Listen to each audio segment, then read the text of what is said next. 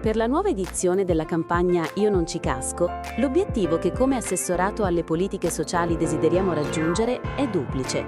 Da un lato, ridurre le truffe agli anziani, dall'altro, rafforzare il legame di fiducia tra le generazioni, rendendo i giovani coprotagonisti di quella che deve essere la missione di tutti: proteggere gli anziani agrigentini.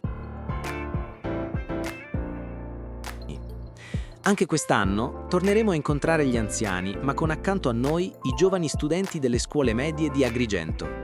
Con il supporto dell'ufficio scolastico provinciale è stata ideata una nuova iniziativa, un contest social creativo che vedrà protagonisti gli studenti di prima e seconda media. Li abbiamo chiamati i nostri nipoti digitali.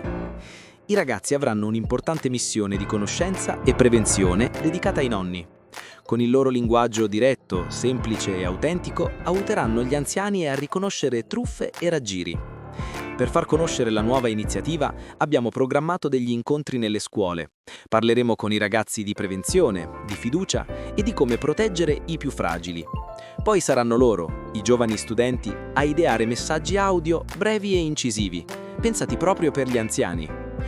Tutti i messaggi creati dai nipoti digitali saranno pubblicati sull'app del comune, agrigento.comune.digital, e sui canali social della campagna.